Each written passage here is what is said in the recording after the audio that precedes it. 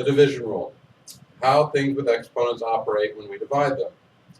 First, let's try an example so maybe we can get our heads around it before we actually learn what the rule is. Let's say we want to divide 3 to the 7th by 3 to the 3rd. Okay, well, let's write it out a little bit more and just write this as, now we can see when we write it out as 3 to the 7th is just 3 multiplied by itself 7 times, and then 3 to the 3rd is 3 multiplied by itself 3 times. We can just cancel out. So we can knock off these 3's for those 3's, and we end up with 3 to the 4th, which is also 7 minus 3. That's not a coincidence. So here is our division rule.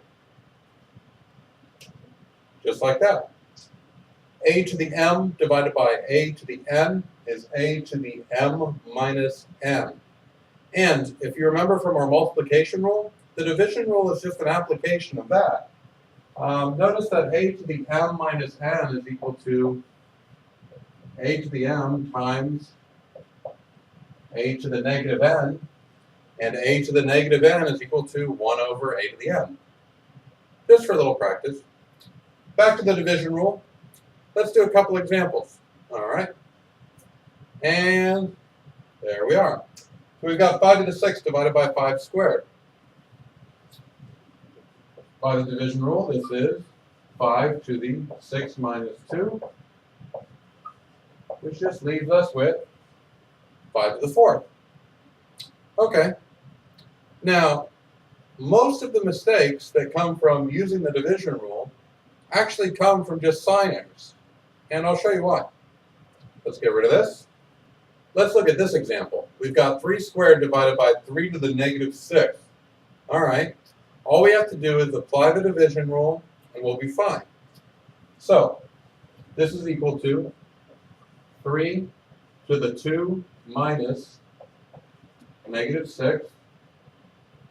When we subtract a negative, we get a positive, and we get 3 to the 2 plus 6. So we just get 3 to the 8th. And that's it. Let's try another example with some negative exponents. All right, we've got 7 to the negative 4th divided by 7 to the negative 7th. So again, we just apply the division rule. Don't worry about the signs. It'll all work out. So this is 7 to the negative 4 minus negative 7. So the top exponent minus the bottom exponent, always. All right.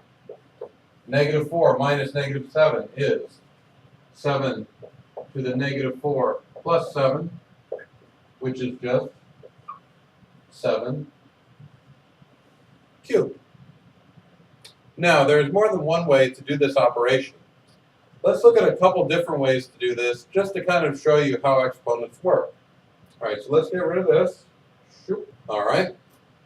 First, from what we know about negative exponents, we know that if something is in the denominator and has a negative exponent, it goes to the numerator. If something is in the numerator with a negative exponent, it goes down to the denominator. So that means that these two things will change places. We end up with 7 to the 7th on top and 7 to the 4th on the bottom. Fair enough? And then,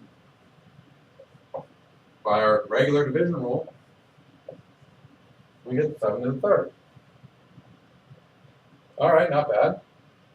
Let's say we wanted to only switch one of these. So let's say, well, 7 to the negative 7th of the denominator is going to go up to the numerator.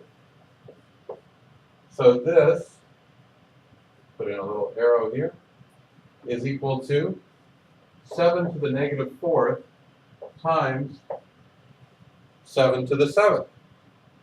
Now we can use our multiplication rule. Negative 4 plus 7 is 3. We get the same answer no matter how you slice it. All right, next, we'll learn the exponent rule of exponents.